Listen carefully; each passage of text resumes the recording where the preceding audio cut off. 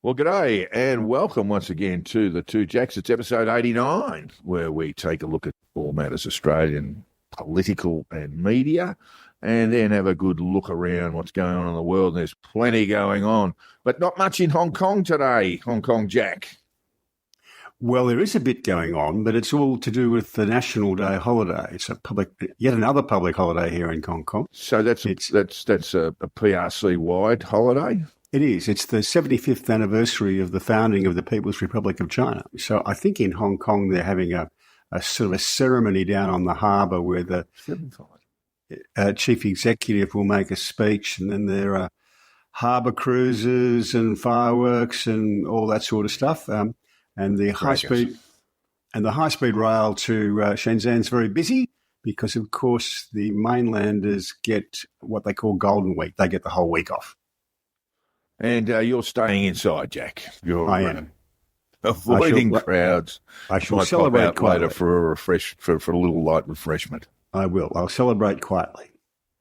Excellent work. All right. Big story today, Jack, comes from the weekend. Police are probing possible crimes. This comes from the Nine Network News. Police are probing possible crimes related to the presence of terrorist flags at pro-Palestine rallies in Melbourne and Sydney at the weekend. The Australian Federal Police confirmed it would investigate after Victoria Police said 6 prohibited flags representing Hezbollah were seen being carried by a small group, obviously in Melbourne, who were not affiliated with the organisers of the 600-person demonstration. It's a little bit different to what the feds were telling us yesterday. We're recording this on Tuesday, the 1st of October, because the police were saying initially that there was no offence, that they believed that no offence had occurred. But I'll go on. A New South Wales police later confirmed officers seized 2 flags displaying a terrorist organisation symbol from Sunday's rally in the Sydney CBD, and said it was investigating a number of further offences or further instances of a terrorist symbol being displayed. The AFP initially said waving the flag was not sufficient to lay charges, as I just said. And this all gets down to, Jack, some very new law that was just enacted in December of last year. New law on terrorist symbols. It's outlined in Section 80.2HA of the Criminal Code, which, according to Chris Merritt from The Australian, imposes absolute liability. This means the prosecution is not required to prove intention, knowledge, recklessness, negligence, or any other variety of fault elements. You've had a look at the law, Jack. What do you think it's saying in regard to flying the Hezbollah flag? Well, just one thing. The law requires that the person knows that the thing is a prohibited terrorist organisation symbol. Right. So it's not quite strict liability in that sense. Okay. You haven't got to improve an intent, but you've got to improve at least some knowledge of that. I don't know why they do this sort of stuff. It doesn't really the law itself. It doesn't actually take you very far. I mean, it's performative stuff they do to say we must do something. This is something, so we'll do it. So this is essentially, as I remember when the laws were enacted, this is essentially designed as an anti-Nazi stuff, isn't it? So it's almost like the other bits in relation to other terrorist organisations or terrorist organisations in general have been sort of tacked on. Absolutely tacked on, yes. It reads very much like the state does, doesn't it? Oh, well, we're going to put that in. I don't know if they were amendments made during the debate, during the readings, but I just read from the law, for the purposes of paragraph 1C, which actually prohibits displaying symbols of terrorist organisation, it applies if a reasonable person would consider that the conduct mentioned in paragraph 1A involves the dissemination of ideas based on racial superiority or racial hatred, item B, could incite another person or a group of persons to offend, insult, humiliate, or intimidate a person, the targeted person. They say because of the race of the targeted person, or 2, the members of a group of persons, the targeted group, because of the race of some or all members of the targeted group. For purposes of paragraph 1C, this subsection applies if a reasonable person The old reasonable person test, mate. The old man on the Bondi tram. If a reasonable person would consider the conduct mentioned in paragraph 1A involves advocacy, that is advocacy of hatred of a group of persons distinguished by race, religion or nationality, member of a targeted group, constitutes incitement or another person or group of persons to offend, insult, humiliate, intimidate or use force or violence against. I do apologise, listeners. Reading these black letter laws, terribly boring. Jack, I would imagine that holding a portrait of now deceased Abdullah Nasrallah, the head of Hezbollah in Lebanon, would not constitute an offence, or that would be very, very arguable, would it not? Probably not. In fact, I suspect there'd be very few people who'd be prosecuted and convicted under this. The maximum penalty is 1 year in prison. So, I think that's around where assault, a general criminal assault, in terms of penalty in state law. So you would imagine that people would face fines or bonds or that sort of thing if they had no significant criminal background. Yeah, if indeed they were charged and convicted, and I suspect that very few, if any, of them will be. I mean, it sort of becomes a bit more relevant when for people who are who might be here on a visa, for instance, rather than a permanent resident or citizen, because it can trigger the revocation of a visa. Yes, and it seems to me that our politicians are saying, sort of in almost everyone is flagged in the country on a visa. I think that something. Yes. Yeah, I would be surprised if that were the case. I've had a look, Jack, and you can't buy them on eBay. You cannot buy the Hezbollah flag on eBay. That's because my factory hasn't knocked enough of them out yet, but we're working on it. We're not sure where the supply comes from, but it is, of course, an offence to supply symbol of terrorist. Jack, there's another element before we move on about this, is that the state police were monitoring and watching this protest in Sydney and Melbourne on the weekend. And it's the police who have to make a judgment, don't they? I mean, if you see a lot of protests, you might see a number of public order offences being committed, but there needs to be a judgment call made by police before they wade into a protest group and start making arrests.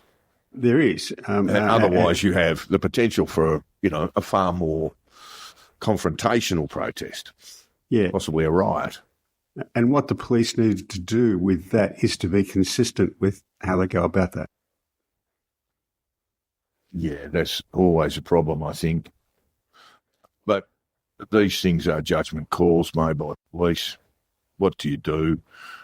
Do you want to exacerbate the issue, wading in and making arrests?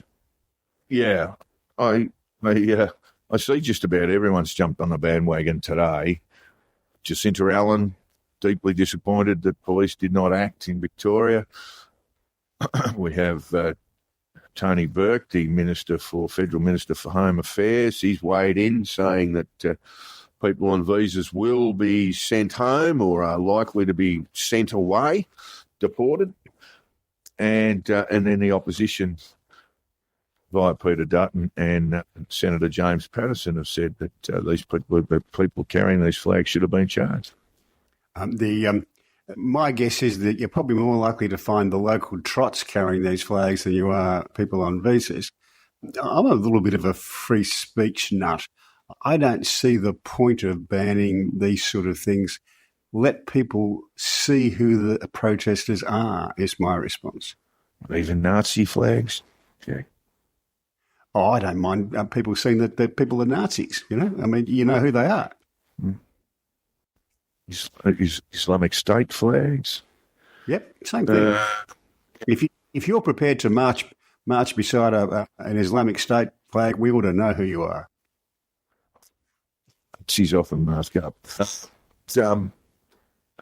Well, that's a different question. I think a law against masking up a protest would be a much better idea.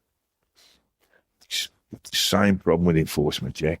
Same problem with enforcement. That if you've got a crowd there that is moving more or less peacefully forward and chanting and being a bit outrageous, sure, to police move in, it can escalate into a very dangerous situation for police there and then. So police have to consider, firstly, the safety of their own officers, don't they?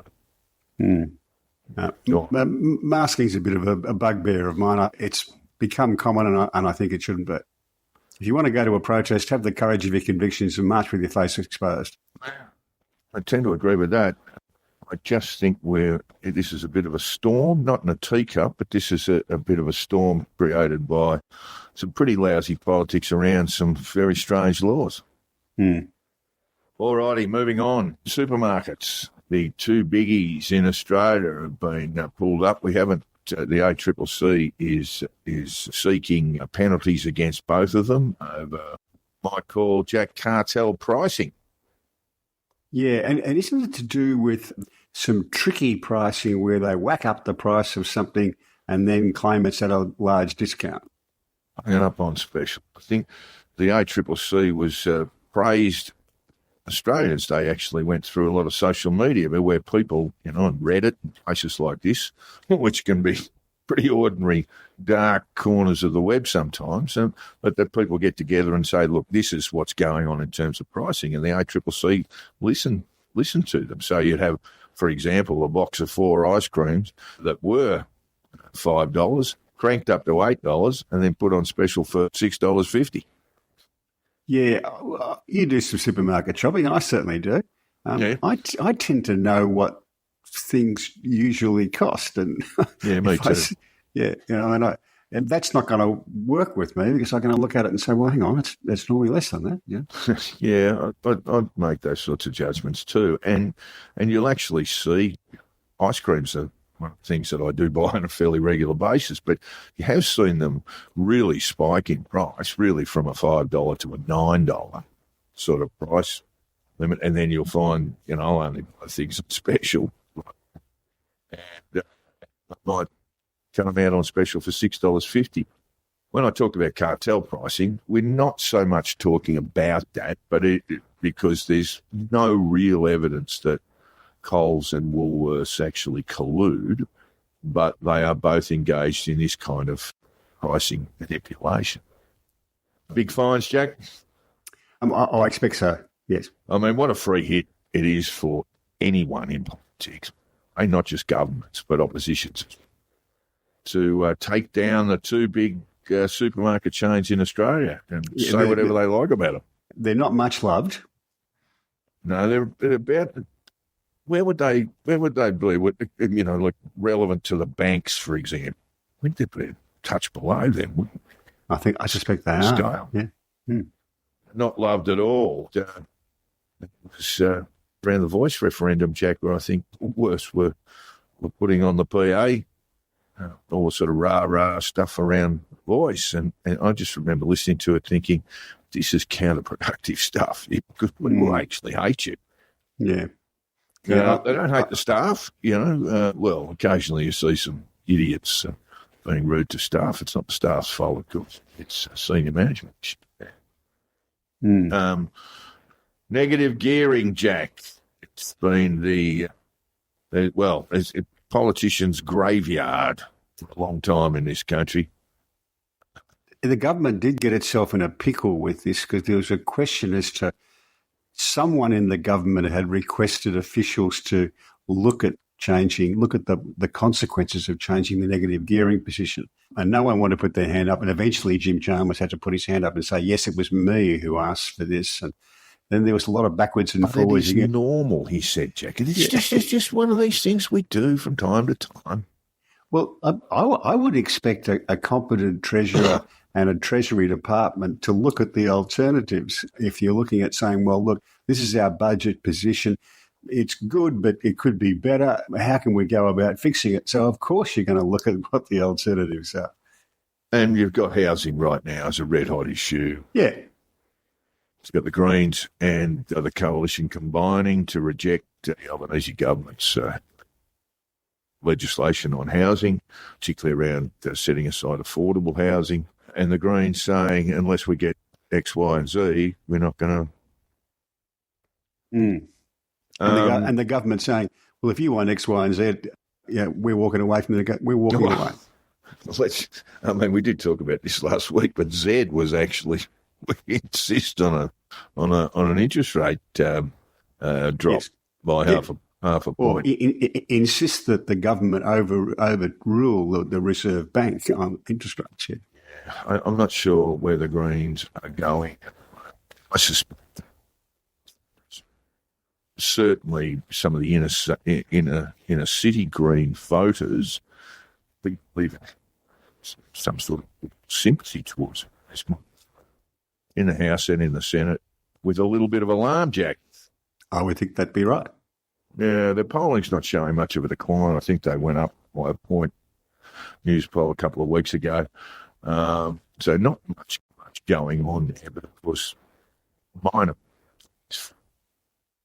Yes, well, the numbers are stifled. Some of their Melbourne is their heartland. The seat of Melbourne is their heartland. The seat in inner city Brisbane, of course, too. Budget surplus. The government does have a good story to tell there, doesn't it, Jack? They've just announced. It does a bit, yeah. Yeah, and they don't seem to be very good at selling it, Jack. No, Ronnie Salt, who I think some sort of Melbourne leftist, I think. She's a I'll just say that she's a prominent person on X, but Ronnie Salt is a pseudonym, so we don't quite know what Ronnie Salt is. Had a good point to make in any event.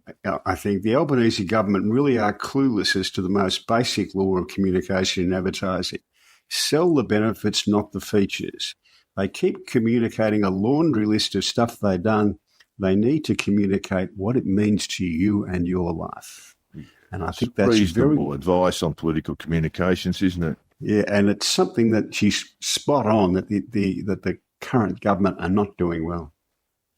There will not be a budget surplus next year, of course, and there may not be one for a considerable period of time. But no, what they've shown is that they've actually in an atmosphere that says that they are overspending, or the RBA certainly believes that they are overspending and causing additional inflationary pressures. The government, the books are showing the fact that they're actually cutting spending quite a lot. What the government needs is lots of ships carrying iron ore and gas and coal to be steaming away from the Australian coast. Price in decline, Jack. So that's a bit of a problem. And that takes us to our own domestic poll. It seemed to me that we're looking at a sort of 50-50 situation. Yeah, that's what it looks like to me as well. I had a bit of a read of the news poll, etc., and it looks very, very close.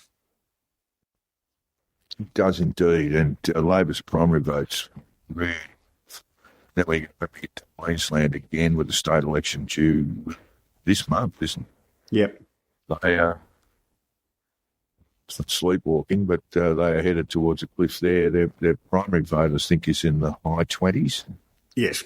In Queensland alone. But Labor's federal vote is not much higher. That must be. The general rule of thumb is that Labor can't win elections less than 730. Well, I still think 3 or 4 think points shy of that at the moment. I still think they're the most likely to win the next election. Yeah, me too. Yeah. But they're not doing a very good job of it at the moment. No, they seem to be, just putting out fires, very reactive sort of government. So I did see Chalmers and Finance Minister Gary Gallagher yesterday announced surplus, and again it was a sort of confusing mix of messages there. Yeah, and every day I see, or at least every second day, Chris Bowen's out there hammering the nuclear issue. And what that indicates to me is that their polling, the government's own polling on this, must be troubling them, because they are putting a hell of a lot of resources into battering Dutton on the nuclear issue. And they wouldn't be doing that if it wasn't troubling them. Yeah, I'm not so sure about that. I think that a different way. And the polling that I've seen around nuclear There's not majority support for it. So maybe what they're doing there is trying to hammer home an advantage. But whether Chris Bowen is the right man to do that or not, I couldn't actually say. I don't think he's the right. I mean, he's certainly got the ministerial responsibility for it. But he's not a great attack politician, Jack. No, I think the last polling I saw was about 48% against and 42% in favour of the nuclear option. I think that was the last I saw. But that could be a few weeks ago. One of those things I'm going to see. I mean, I honestly think that the issue. I also asked Jack just while we stay in Australia, just for a few more moments. Peter Dutton's very strident comments, particularly around Hezbollah flags and so forth. He really does need to pick up seats if he wants to in southwestern Sydney. If he's going to form even a minority government, and I just see this completely contrary to, his comments are completely contrary to garnering support in those areas. Yes and no. There's a lot of Lebanese Australians who would be utterly opposed to Hezbollah. Yeah, sure, but this idea, I mean, I just get back to this idea of, deporting people on visas and all this sort of stuff. That's, for me, is the line in the sand for a lot of migrants. Affects their security in this country or their sense of security in this country. I just think it's sort of counterproductive. Go on, sorry. Certainly my experience has been that the migrant communities are often more conservative on migration law than the general population.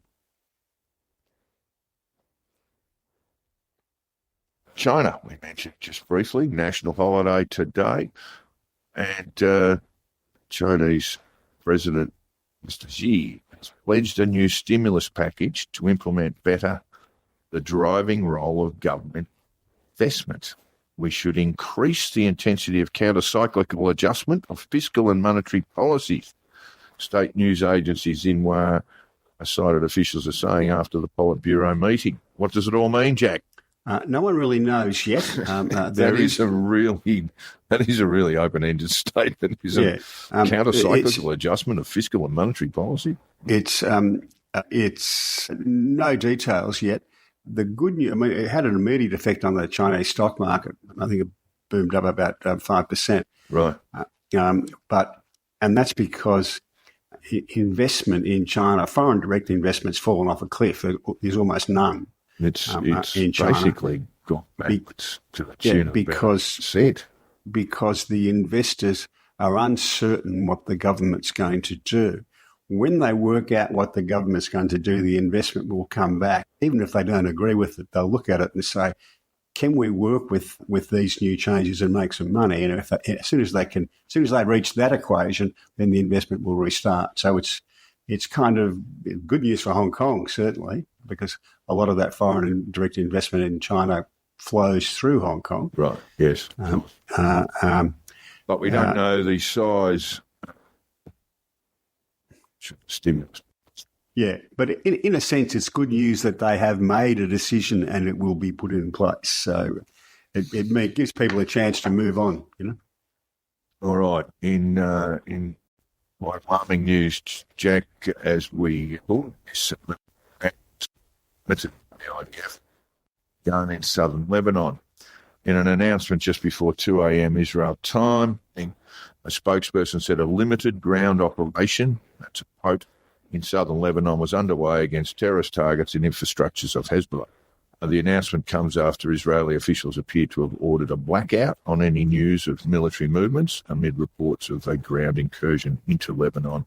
3 members of the Knesset who posted apparent confirmation the invasion had started were told to delete their posts. So is there a risk here for Israel? We're talking, we look at what they're saying, limited engagement, limited incursion. Is there a risk here that they'll come up against a fairly significant ground force in Hezbollah?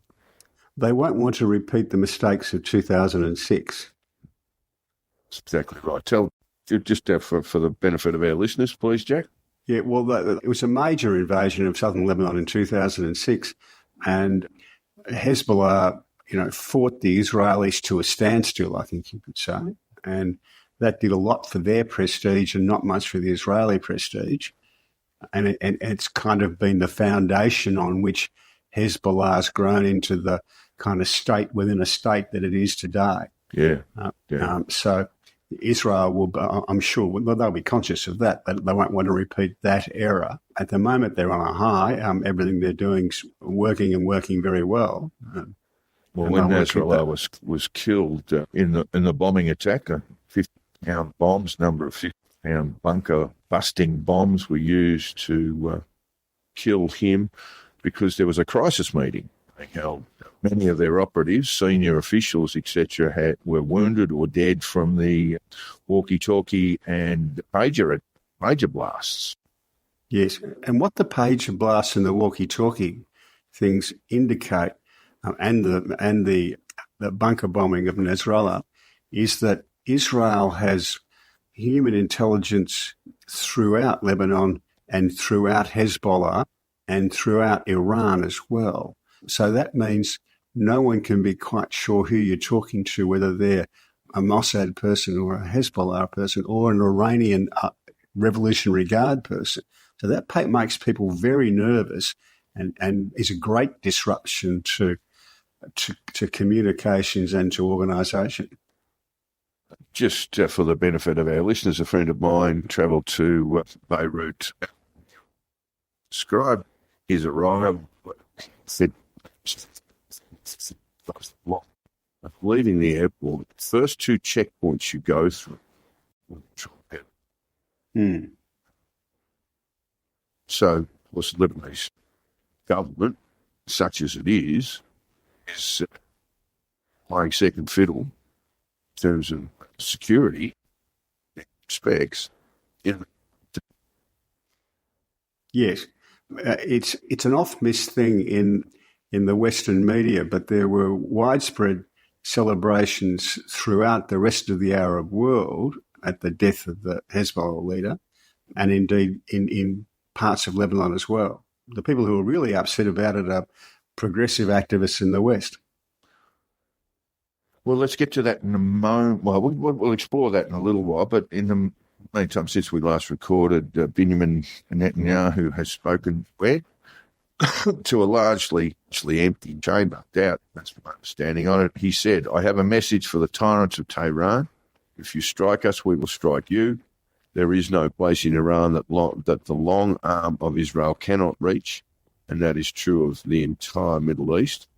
He also criticised the UN itself as a swamp of anti-Semitic bile and said its members' concern for Gaza was motivated not by humanitarianism, but dislike. It's not about Gaza, he said. Criticism over the last year of his government's handling of the war. It's about Israel. It's always been about Israel, about Israel's very existence. This war could come to an end now. All that has to happen is for Hamas to surrender, lay down its arms, and release all the hostages. But if they don't, we will fight until we achieve total victory. So we talked last week about the prospect of a ceasefire. There are continued issues around the ceasefire. I believe that the State Department, in fact, the US government, was completely unaware of the attack on Nasrallah, and this led to, I gather, a fairly heated exchange between the US and Israel about giving them a heads up on these things. Should Israel be doing that, Jack? No, I think they're going about it the right way. All right, so John Kerry and the State Department said, John Kerry said, I've heard several prominent politicians in Israel sometimes saying, well, the Arab world is in a different place now. We just have to reach out to them and we can work some things. We can work some things with the Arab world and we'll deal with the Palestinians. This is from a speech that Kerry made at the 2016 Sabah Forum hosted by his. And he said, no, and no. And I want to make that very clear to all of you. It's a long time ago, though, Jack. Yeah, but that's been the State Department. That was the State Department kind of standard response at the time. The Abraham Accords have shifted that somewhat, and Netanyahu and the current, not just Netanyahu, but the current Israeli government thinks that's the wrong way to go about. That you don't start by making peace with the Palestinians. What you do is you start making peace with the wider Arab world, and they bring the Palestinians into line so you can make peace with them. And there was an interesting intervention. There was a press conference yesterday, and the Jordanian Prime Minister sort of grabbed the microphone and said he wanted a ceasefire immediately. And he said something that I'd never heard an Arab leader say. He said that we will guarantee the security of Israel if there's a ceasefire. And that's a paradigm shift. If the Arab world was prepared, if the Arab world was the people with whom Israel has largely made peace, if they were prepared to guarantee the security of Israel, then you've got a basis to have a ceasefire. But you still do have Islamists, well, Jack, and certainly in the Middle East, who are saying that this is Muhammad Hijab, Islamist himself, who said there is no conceivability of peace between Muslims and non-Muslims. Islam is a warrior religion. It's about expansion and conquest. That is not the majority of Muslims, but it is the majority of some of the extremists, Jack. It is the sort of message from a lot of the extremists. Yeah, there is almost no interest in a ceasefire and a two-state solution in Gaza, in the West Bank, or in southern Lebanon. But the rest of the Arab world would like to see that happen. But that's conditional upon getting rid of Hamas and Hezbollah. Meanwhile, what's going on in Lebanon, Jack? We're seeing a lot of people having to flee the Bekaa Valley, which is the southern part of Lebanon, and from itself. And look, I heard from a senior officer says, this is in regard to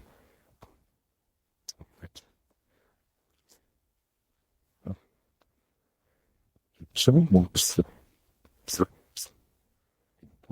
times civilian casualties. The indication was that, say, West, in terms of its military operations, at least too far back in history to see what those are, there was a fair amount of aversion towards civilian casualties, but that's not shared by the IDF. It's a quite different situation. The IDF and Israel sees itself in an existential fight for its continuation. That's different to going over there and fixing some other country. People who are fighting for their very existence will fight hard and pretty ruthlessly. So this, yes, ruthless. We're using seminal term. I mean, there's a respectable body of opinion that will tell you that the reason why Israel won in 48, 67, 74, every time the Arab nations have tried to wipe Israel off the map, the Israelis won because for them it was all or nothing. For the Arab nations, it wasn't. They wanted to get rid of Israel, sure, but it wasn't going to threaten their very existence. For Israel, it was. And that means they fight very differently. How does this reflect on get to the point where the Hezbollah, I think it's the largest standing militia, certainly its tactical power with the killing of Nasrallah and other senior officials. What does this mean for Iran? It's a problem for Iran, a big problem for Iran. Hezbollah has been it's not just a proxy of Iran, but it's really a first line in Iran's defense against Israel. That is, Iran uses it to tell Israel that if you attack us, Hezbollah will attack you. And if Hezbollah can't do that, it means Iran's much more exposed. Plus, of course, the Iranians will now understand that they too might be infiltrated to the extent that Hezbollah was. So they don't know who in their own regime to trust. over to the UK now, Jack, and Keir Starmer has had a bit of a shocker, hasn't he, the last couple of weeks? It's become clear, or it's been announced, that he stayed in the benefactor's 18 million quid penthouse. He said he did that for his son. He did this on the quiet before the election campaign. So he had a bit of a shocker there, and things seem to be going from bad to worse, Jack, at the moment. They just got, well, they had a member of the Commons resign from the Labor Party, Jack. I know that's just the one, but she talked about the sleaze in the system, and it was obviously a reference to Starmer, among others. Things not going all that well. Yeah, Rosie Duffield. It was a searing letter, but she's been a sort of a kind of you've been a long-term critic of the middle ground. Yeah, Starmer takes up. For some time. So it's and he's got plenty of spare votes. So that doesn't really matter. There are all sorts of rumours flying around now about just why Starmer was in the Lord Ali's flat, whether it was by order of his wife that he was marched out of the house or something. But no one really knows the answer to that. And I don't think people will care if it's to do with a marital dispute. What they'll be upset about was that he spent a week banging on about how important it was to have his son there so his son can do his exams. That's just kind of embarrassing, Well, it just sort of, it's more of the sort of Bojo stuff. It's more of the, I'm a senior political figure. I'm the Prime Minister of the UK, and well, he wasn't at the time, but I'm seeking to become the UK, and I'm getting backhands essentially. Yeah, the Brits have a very messy benefit system for their parliamentarians. You know how it works in Australia. You get X dollars a day per DM. It doesn't matter how you spend it how you like, but that's what you get if you're travelling as a... they have all this stuff. They have all this stuff where you can claim for your heating, you can claim for this, we can claim for that. So it gets really messy. If it was just a set amount per day, that would kind of work. And then they've gotten all upset about the Prime Minister getting tickets to the private boxes at Arsenal and at the Arsenal Tottenham game. Yeah, that was another thing that was a little bit. That's a little bit top. You'd expect to see a Prime Minister. You wouldn't expect to see him in the terraces.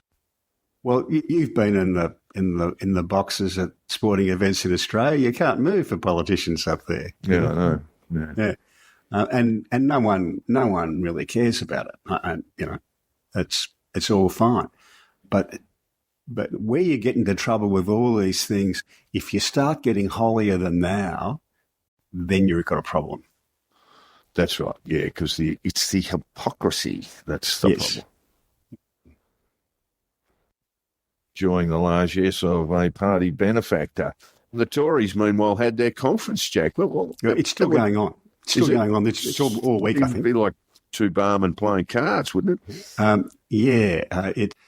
It's a bit of an odd one because there is no Tory leader in a sense at the moment. There are four remaining candidates, so it's been a cross between a conference and what they call a hustings in the UK, a debate. It's not going well, but at least it's going better than last week's. The Labor conference last week should have been a triumph.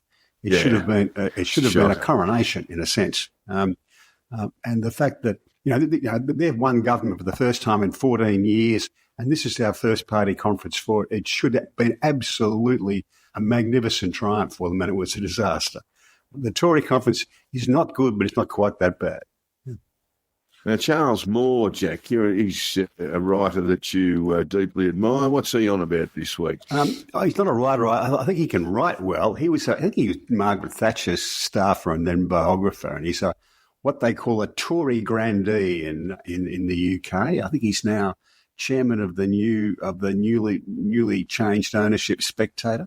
He's talking about just how lost politics has gotten in some ways, that they've passed an act to make you register birds. If you keep birds, chickens, budgerigars, whatever, Right. And this is because this is sort of, it's a bit like the Hezbollah stuff. It's the government thinks, well, we've got to do something because there's been a bird flu attack. So they're going to have a system where you've got to register. You have to register your dog. I know that. But a budgerigar?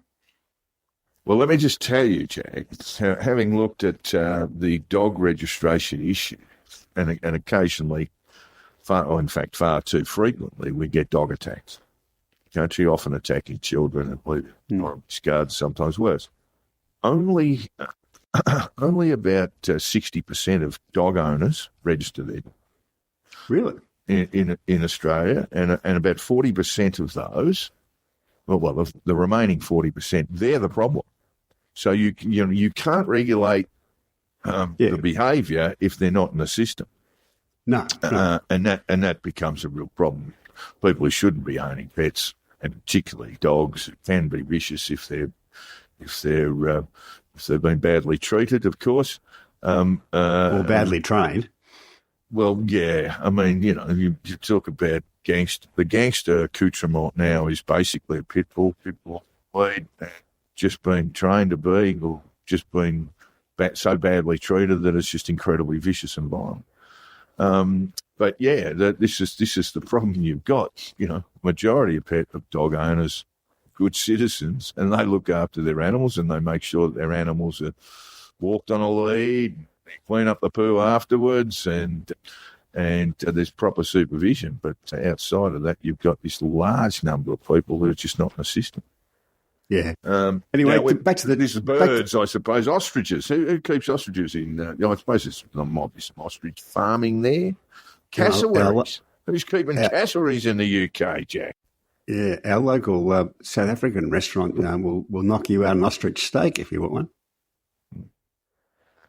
Not so sure about that, but cassowaries. I mean, I'd be amazed if there's a cassowary in the UK. They are an extraordinary bird, and when you have a look at them, you would have seen a cassowary in your time, Jack. Yeah. They're pretty feisty. They are like the dinosaur of birds. I mean, they just actually look like dinosaurs, don't they? They do. They've got these massive talons. One of my favourite stories about a cassowary was this bloke was jogging through the FNQ on a running track, or running track through the scrub, and he came and had a massive collision with a cassowary, and the cassowary. They both picked themselves up, and the cassowary was intent on revenge. So this bloke had to climb up on a tree while the cassowary scratched away on the ground there for about an hour. So he was caught there for a while. And then the cassowary took off. So he climbed down out of the tree, and all of a sudden the cassowary was back again, kept him up in that tree there for 17 hours. Every time he'd go away, it's a blanket thing now, I can get away.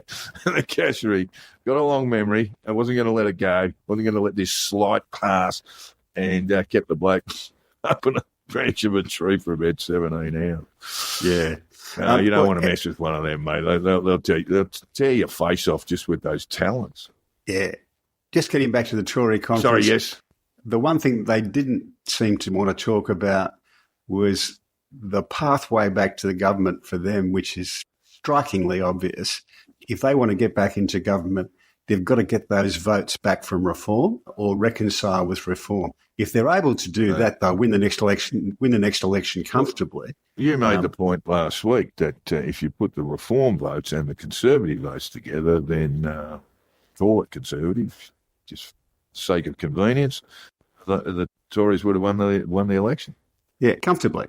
So, but so far as I can tell, there's no conversation going on about how do we get those votes we lost to Reform back. Meanwhile, in the States, Jack, we are down to a month and a bit to go. I think it's 40 days as of yesterday. Gee, the polling is just looking so close. Well, a bit all over the place, though. There's all sorts of odd polling that's coming out now. There is some odd polling. I'll try and avoid some of it. A Trafalgar Group, I'm looking at CP's polling now, just publish everything, and they don't really weight it. But this Trafalgar Group has Trump ahead by 3 points in Pennsylvania, which it's not letting any industry secrets out, to say that Pennsylvania is the crux of the election. There are other key battleground states, but Pennsylvania is kind of where it will be won and lost on it. That's in my view. And Atlas Intel, that I don't know much, also has Trump by 3 in Pennsylvania. Trump has been in Pennsylvania the last couple of days. The New York Times, much more reliable poll, Siena poll, has Harris by 1 in Michigan. The same poll, Harris by 2 in Wisconsin. You'd really like to see, if you're a Kamala supporter, you'd like to see those numbers a bit better. Well, these are all within the margin of error as well. So yeah, well, of course, you depends on how many poll, but there's a rule of thumb. It's 3. So yeah, it's all within that. Trump by 6 in Ohio. I did see one poll not so long back where Trump was leading in Florida by just 4, which kind of Virginia, Harris by 3. Well, again, you'd think she should be up by figures in Virginia. Minnesota, Harris by 6. Arizona, this is Fox News poll, reliable listeners. Arizona plus Trump plus 3. Trump plus 1, that's a blue state now, so Arizona. Georgia, Fox News has Harris by 3. So there is a sort of sense that it's all over the shop. But when you peel away that, it's just incredibly close. Yeah, which doesn't necessarily mean that the finish will be close. It doesn't. That's right. Yeah, one of them could sweep all of those swing states. And the other one could as well. So that's where it is. That's right. And I think the sort of world outside of the US kind of obsesses a bit about Trump's behaviour. Yesterday he was lambasted around the country and outside it for suggesting that Kamala was mentally ill, should be indicted, impeached, these sorts of things. Everyone sort of furrowed their brows. But I think the American audience, the Americans, they're just used to this sort of stuff. And I don't think that there's a lot of impact for when Trump does overreach. No, he's the best known person in the world, just about, and certainly in America. People know everything there is. They know him, all his foibles. Yeah. It's like they've stopped listening. I know, follow this thing on Instagram, which is very Democrat. And they constantly fixate on people leaving his rallies. And then they'll show a bit of the speech, and it's a long, rambling, drawn-out thing, and people are leaving and all this sort of stuff. And you think, well, the argument is that Trump's boring people and all this sort of stuff. Does anyone believe that those people who turned up at the rally and leave early are not going to vote for Trump? The fact that they turned the light, the fact that they've turned up, and look, it's. It depends what audience you're putting him in front of. Big college football games yesterday. Tim Walz went to Michigan, I can't remember who they were playing, and got roundly booed. Trump goes to Alabama and Georgia, and 100,000, they have huge crowds at these college football games. They do, yeah. 100,000 people were cheering him. But really, Tim Walz is a Minnesotan, so they're not going to like him in Michigan because they're part of the Big Ten, right? Yeah, I think there's way too much sort of examination of this sort of stuff, particularly around Trump. Yeah, people obsess about the minutiae of the thing. Too close to call, anyway. That's my assessment. Too close to call certainly is at the moment. Pennsylvania absolutely crucial, but if Midwest and in the southwest as well, it's almost impossible to tell just how this is going to go. But we only have 39 days to go until the big day, and it'll be a big week, Jack. It'll probably be a big fortnight because it'll take a long time to count these votes, particularly in battleground states like Pennsylvania, if it's claimed, where it certainly looks like it's going to be. All right. The vice presidential debate, I should have said. It's on today. Vice presidential debate is on time. Will you be watching, Jack? or I'll wait for the highlights. It's just to be an outstanding piece of cabaret. So I think I'll be watching it as much as I can. It's just got a pretty good turn of phrase, and JD Vance he's a weird unit. So I'm expecting fireworks. So I'll watch it for that alone. But in terms of impact on the result, I'm happy to say it'll be next to zero. What's going on with the Letitia James case in New York City on appeal, Jack? It's gone to the Court of Appeal. This is Trump's indictment. This is Trump's. What are we talking about here? This is the Letitia James case. Is the case about whether he inflated the value of his properties to. So this is the 34 count indictment, right? Yeah, the Deutsche Bank thing.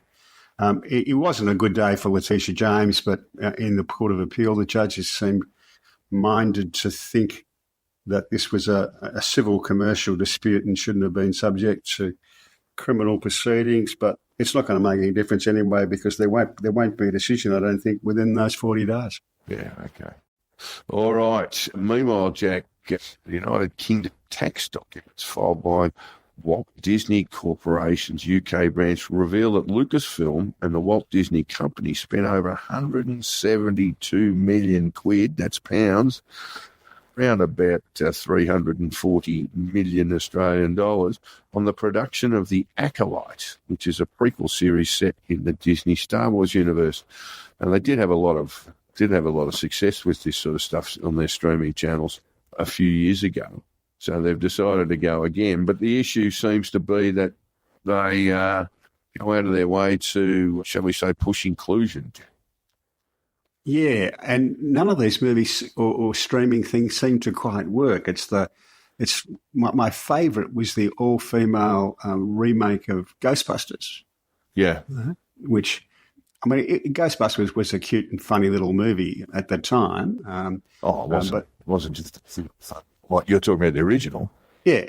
Oh, mate, it's blockbuster, absolute blockbuster. Yeah, but it made a hell of a lot of money. Oh, it made huge money. Yeah. In fact, I was just watching a documentary on the life and death of John Belushi, and the last words that Dan Aykroyd said to him about a day before he died was, hang in there, go. He actually said to him, because Belushi was alone essentially in Los Angeles. He and his wife, they hadn't really separated, but she didn't want to go to California with him. But she was very worried about what he would get up to if he went on his own.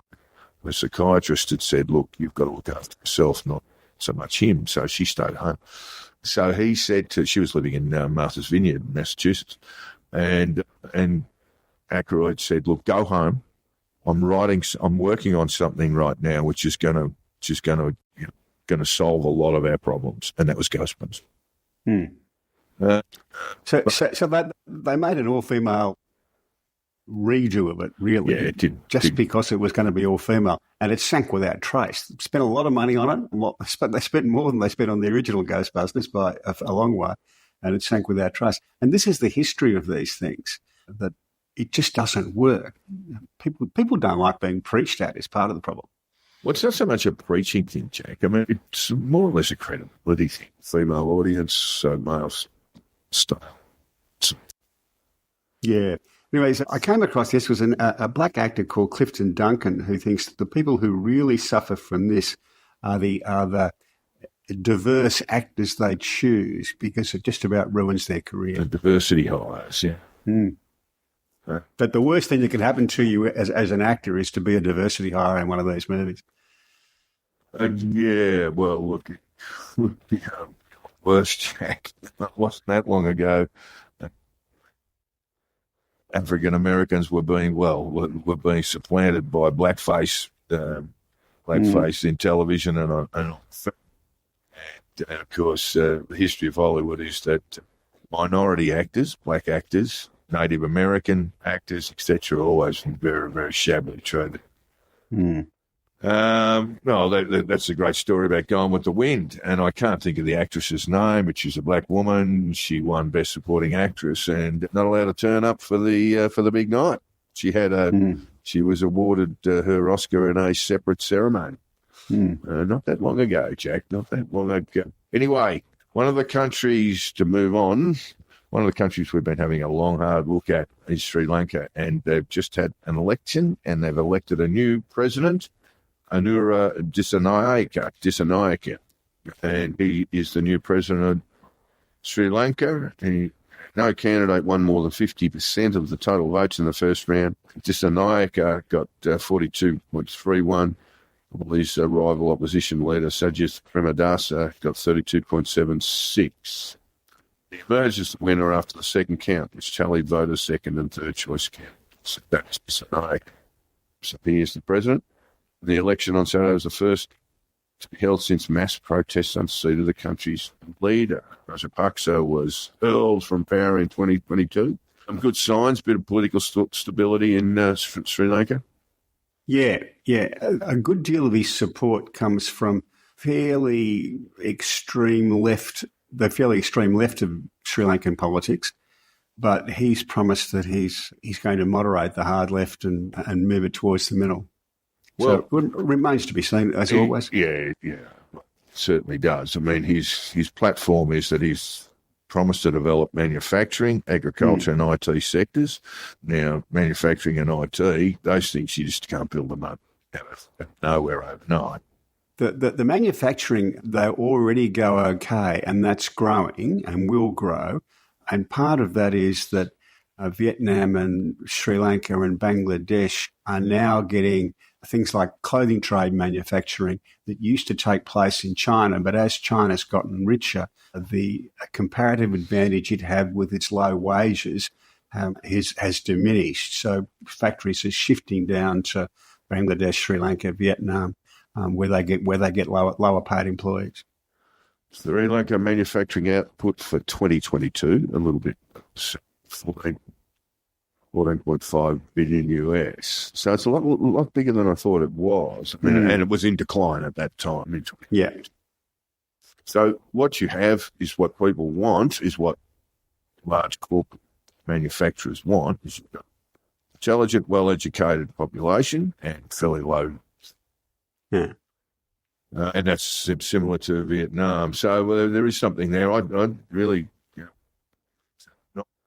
and it's not huge. No, and it has potential to grow quite a bit.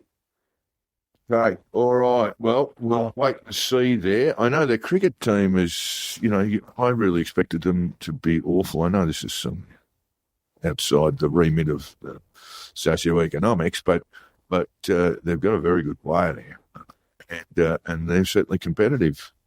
I expected them to drop off the map in world cricket, and it hasn't happened, which is a very good thing. Yep. Yes. Now we Jack to Austria. I'm going to give you my thoughts on this in a moment, but the Freedom Party has secured the first far-right national parliamentary election victory in Austria. Was I the only person who chuckled when I read that? Yeah, it's, yes, well, birthplace of Hitler, Jack. You would think there might be some sort of pause before hitting the button. The Freedom Party was founded by a prominent Nazi, it seems that when I look at Austria, I go, okay, so you were the birthplace, you were the country in which Adolf Hitler came from. Post-war, your country wasn't destroyed as much as Germany was, but you enjoyed all of the benefits of the Marshall Plan. And then you turn around and say, no, look, we're not going to join NATO. We're going to be non-aligned. We're going to do a Switzerland, and we will enjoy the benefits of NATO's protection without actually contributing to it. And don't start me on Austria. But, yes, they... And there have been... who was the Austrian chap who was head of the UN for a while? There has been... I can't think of his name. Yeah, but who had some dubious connections and all that sort of stuff. It's a long run going on, and it's sort of a bit of bit of willful blindness as to recent history. But it would seem the Freedom Party won't be able to form a government, Jack, because no one wants to go into coalition with them. Yeah, that seems the most likely response. So they'll cobble together the Everybody Else Party. Yeah, and maybe get there, but maybe not. So there might be a round of elections called. Yeah, could be. Freedom Party. I mean, this has been driven, as it is across most of Europe, by a failure of the Anybody Else Party to deal with immigration. Yeah, I guess that's what's driving it. But, there's also this kind of willful about 20th century history that really... It is. Yeah, well, we'll probably leave it there. We'll keep an eye on things. We'll keep you informed, listeners, because I don't know that the Freedom Party, led by Herbert Kickle, will be able to form.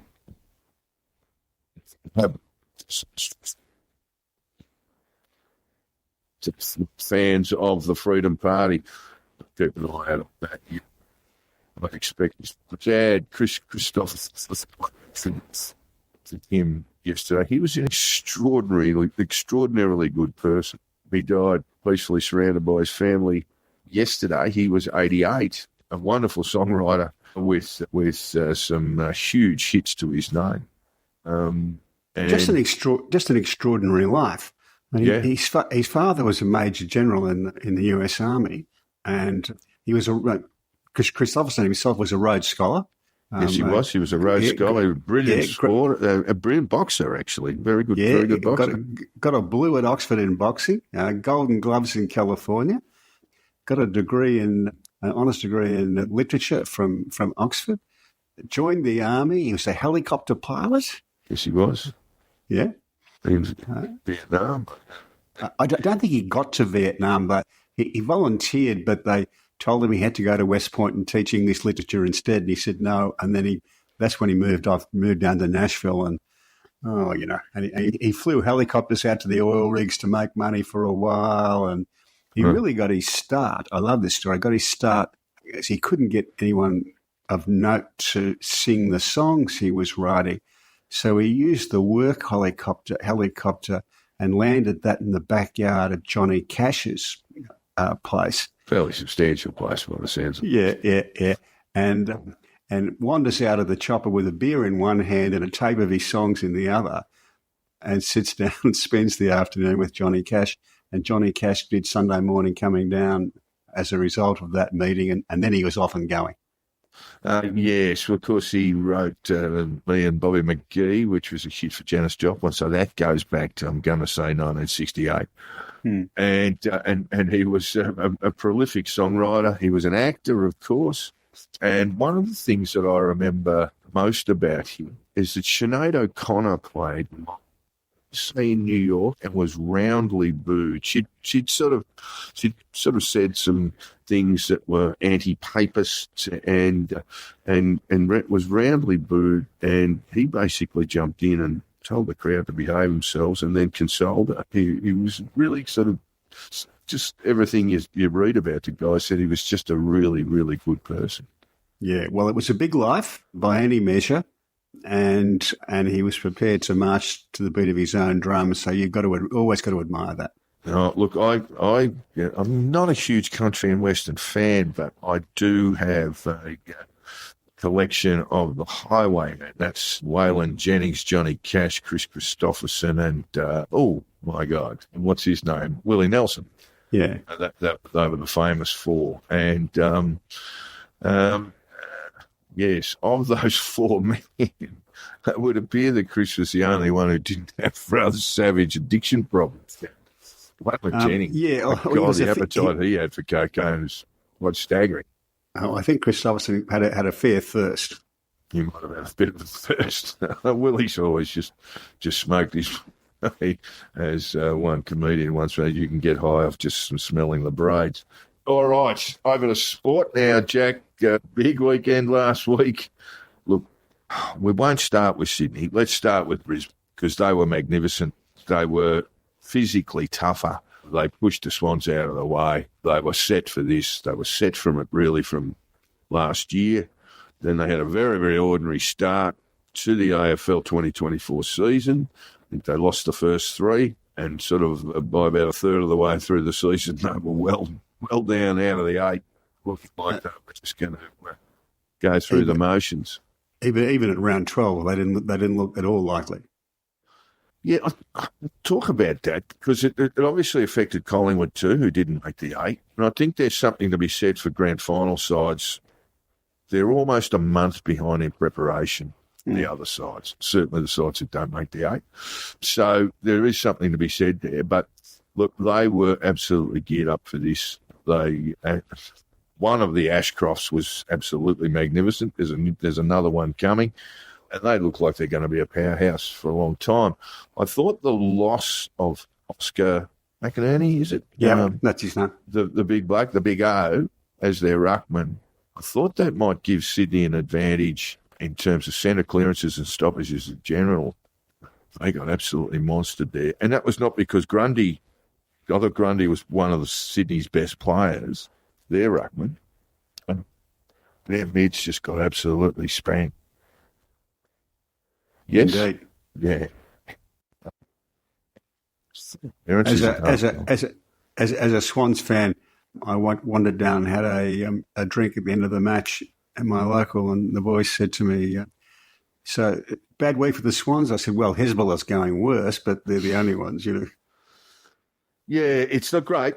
And, you know, the monkey has become the 800-pound gorilla now, and the only way to get rid of it is to win a flag, and it's a lot easier said than done. Well, that's two attempts in a grand final in a row where they've been badly beaten, and you can't just put that down to having a bad day. You've got to look at why that's happened, and there are things to address. I thought they were outcoached, outplayed, and outprepared, and that was also true in the game in the qualifying final against the Greater Western Sydney Giants, that they were outcoached and outplayed for 3 quarters.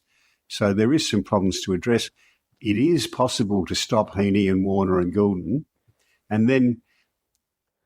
Well, you'd look at Goulden's back half of this season and say, well, he's really under. Yeah, and it's the simple things. It's one thing to get beaten, but they're good players, weren't defending, weren't chasing, weren't tackling. And even if you're having a bad day, you can still lay a tackle and you can still run and catch up with a bloke. Yeah, they certainly playing catch up. That could be basically strong. That was physically monster. They were. That's the thing. That's the thing that would be most alarming to the coaching staff there. I was just going to say, I think Horse Longmire, I think 5 grand finals for one premiership. I think you've got to ask whether they're a bit soft. They love Longmire there at the Swans, so he's probably got the job if he wants to continue. His contract till into next year, but we know that doesn't mean anything. Even if he stays, there needs to be some new people in the box with him. There needs to be some. They don't have a plan B when anything goes wrong at the moment. I don't think they're not adaptable enough. I don't think. I mean, look, let's be fair to Sydney. They did better than 16 other clubs. You mentioned the Giants before. Well, the Giants are 44 points up against Brisbane Lions and lost, and they were 20-odd points up above the Swans. And so there's some issues there that they're going to deal with. For me, they were the best side out of the grand final, and they would be ruining their losses in the finals. Yeah, well, they've got a problem. They can play well for 3 quarters, but they can't sustain it's it. Just so that's something to address. It's one of those things, you know they're being coached. You know they're being coached for the last 5-10 minutes of a game. And they're doing that through practice match drills and things like that. But they do panic. And that you could say the same thing of Carlton a couple of years ago, and they had to basically train themselves into not panicking and getting some systems. So it's not a bad thing for the Giants, but they would look at this and go, well, we really did, it was a missed opportunity this year. But look, Brisbane Lions were the best side in the competition, certainly in the last part of the season and throughout the finals. They were outstanding.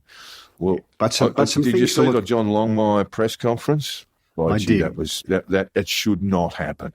And for those who haven't seen it, listeners, he was in a room directed by the AFL into a media room where there were journalists waiting for him to talk about the game.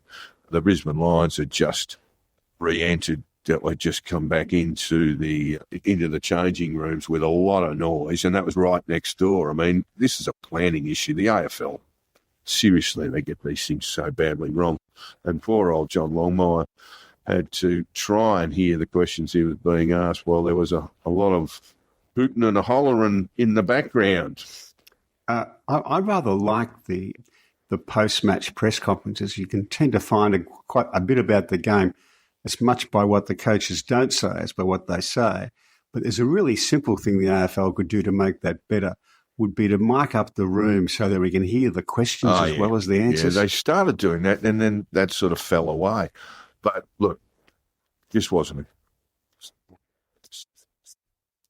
the entertainment, Jack. What did you think? Did you watch the dancers running around in with the cask balloons? They had their wine cask balloons. One dancer cask balloon actually deflated, but everyone else was pretty good. I thought it was pretty good. I'm a fan of Katie. What's her name? Kate Perry. Katy Perry. I was unfamiliar with her music, but I liked the fact that she came out on a giant inflatable wine cask. Australian culture, mate. You can't beat it, you know. Well, we'll see how the NRL goes. Both the AFL and NRL have had fairly difficult or some fairly embarrassing moments. Journey, we'll never forget how bad Meatloaf was at the AFL Grand Final. And, of course, Billy Idol played, and this is no discredit on the great Billy Idol. Billy Idol started singing out a song at the NRL Grand Final a few years back, and the power went out on him. Yeah, I heard this morning that Ross Stevenson on 3AW in Melbourne said that a senior AFL official told him they tried to get the Rolling Stones, for the opening ceremony. Yeah, but they were 20. They were 20 million, and Katy Perry was only 5. So it's pretty easy. I did like this comment on Twitter. You know, the bloke who sang the national anthem and did a pretty good job. That's Cody Simpson. Amazing to think that Cody Simpson became just the first Australian men's 100-metre butterfly Olympic qualifying final 5th place finisher to sing the national anthem at the. That's a record that will probably never be broken. But it was a pretty good performance. I had to get my daughter to explain to me who Cody Simpson was. Then I realised the Olympics. But he's had a sort of fairly difficult life, and he bobbed up and sang the song, sang the national anthem with a good bit of gusto, and didn't do what I think was where you had the sort of Cyndi Lauper from The Simpsons thing, where they just hold notes for too long, and it's a song. He didn't do anything like that. I mean, it's a pretty song anyway, to be honest. But do you mean he sang it in a way that most of us could recognise? Yeah, that's right. Yeah, and he just did the job of what he was asked. Did the job was asked of him. Yeah, so we go into long weekend this weekend for us, of course, Jack. The Labor Day holiday in New South Wales and Queensland, might be elsewhere too, certainly not in Victoria, though. First Monday in October. And so on the Sunday night, there will be the NRL Grand Final. Panthers v the Storm. Storm v Panthers. Storm finished on top, won the minor premiership. Look, I can't really split these two sides. I think the Panthers will have an enormous amount of motivation to get this right, because they're going to be a very different side next year. They're going to have they're losing a few players. Deals elsewhere in the NRL, salary increases and what have you. So I think there'll be a concerted effort to last start. Then I'll watch. We'll spank the Roosters on how easily they can score. defence, but they just have this ability to score their halves. So the Panthers do. So who wins? I'll go with Melbourne, but it's a toss of the coin. Yeah, it's going to look. It's a good game and so forth. But yeah, look, it does make us wonder. Craig Bellamy, 21 years and basically a Storm in the finals every year.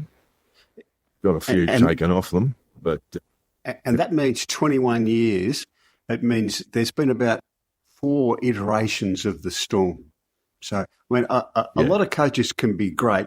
Damien Hardwick gets a good group together and wins 3 flags at Richmond. Lee Matthews, 3 flags. Clarko, 4, but with basically the same group of players. Bellamy's done this with different groups of players. Yeah, you know? there was always the perception when Smith retired, Craig Smith retired, and that group of players, Cooper Cronk went to the Roosters, and that Bellamy would struggle. But he really has this extraordinary ability to find players to play in spots where they're needed. Yeah. And as I say, their halves are as good as you should see anywhere at any time in it. And living in Melbourne isn't a naturally attractive place for most rugby league players, It might actually be a bit of an advantage, I think. Certainly you don't have that goldfish sort of. Yeah. One. Then you've got to wonder what happens. Might be the end of the Melbourne Storm. We'll see. Hopefully they'll raise the great big trophy. I've held that trophy in my arms, and I say arms, Jack, because you can't lift it up with one. You find even the big blokes, even the big props, struggle to pick it up with 2 hands. It is a heavy thing. It's the worst trophy in world sport, I think. Well, I wouldn't say that. My favourite is the ice hockey cup. That's a ripper. You get a fair. The Stanley Cup. The Stanley Cup, yeah. You get a couple of big bottles of champagne into that one. That's a big trophy. Can't do much drinking on the NRL one. That's certainly true. But if you ever get the chance, try and pick it up with one hand, and I guarantee you'll struggle. It's a heavy thing. Cricket, Australia defeated England in the 5 ODIs. They had drawn the series after a match was abandoned in the T20s, 1 each, and then won the first 2 ODIs. Then England won the next 2, and Australia won the 5th one on Duckworth Lewis, but they were dominated that game. And the only comment I'd make about that is Travis Head. Is there anything he can't do? I mean, he took 4 for 22 off 6 or 7 overs. And I think we sort of see him as a bit of a part-timer, but I don't think that's right. I think he's actually a really clever spin bowler in all forms of cricket. And then when he gets to the crease, he belts it around a bit. I think his average for the ODIs is around 110, and he's scoring them at better than a run a ball. He's an outstanding. Matt Short, I thought, geez, he's struggling a bit, this guy. Didn't make many runs. He got a very good 50 and 58, I think, in the final game. Lovely piece. He played a beautiful pull shot, and the commentator was quite right to say, I think that's going to be in someone's front yard. Because it went straight out of the ground. So Australian cricket in pretty good shape. We've got 5 ODIs coming in November against Pakistan. That's here in Australia. And then India. So there's a lot of ODIs being played at the moment, Jack, because we've got the Champions Trophy in February. I think that's in the West Indies, but don't quote me on that. But certainly you do have the Champions Trophy, which is kind of the World Cup of a kind. It's the World Cup when you're 2 years away from the World Cup. And then, of course, we've got a 5-test series against India in the meantime. And the Indian side just full of superstars, and Australia will have to be on their game. All righty. Well, that takes us out, unless you've got something weird and wonderful for me, Jack. I don't see anything in the script here. A little bit more sport. My favourite NFL player, Tory Taylor, the Melbourne lad who was a star with Iowa in college football and was just about the highest ever draftee for a punter and has gone to the Chicago Bears, who traditionally are not very good. It's true. And he starred yesterday. Their attack is not very good, but he punts beautifully. And right at the end, to win the game, he unleashed a 60-metre punt, which landed and then did a right turn and ran out of bounds, and it was game over. Man. Well done, man. And well done to everyone today for listening to us. And just before you go, another one. Straight away, there was a suggestion on social media that Taylor Swift should dump her footballer and hook up with Tory Taylor, and then she could become Taylor. Yeah, all right. I'm glad you left that till last, because most people have just turned off. But look, we want to thank you for listening. We do encourage people to drop us a line. In fact, I will just let you know from a couple of our listeners, Jack, Lawrence, our beloved Lawrence, he was somewhat disappointed. One thing we didn't cover was the Wallabies copped a predictable defeat at the hands of the All Blacks in New Zealand. But I would say overall that the Wallabies are in better shape now than they were maybe a year ago. Yeah, they're looking just a little bit better. Not looking great, but they're looking just a little bit better. They're playing with a little bit more flair. And there's a little bit of promise for the future there, where there wasn't a year ago. Well, that's just a reminder for our listeners to drop us a line. You can get hold of me, X, formerly known as Twitter, and my DMs are always open. Or you can get hold of Jack, Hong Kong Jack, that is, on his Substack. On the Substack, give it to me, please. HongKongJack.substack.com. Yeah, that takes us out for episode 89, and we'll look forward to getting back to you next week with episode 90. See you, folks.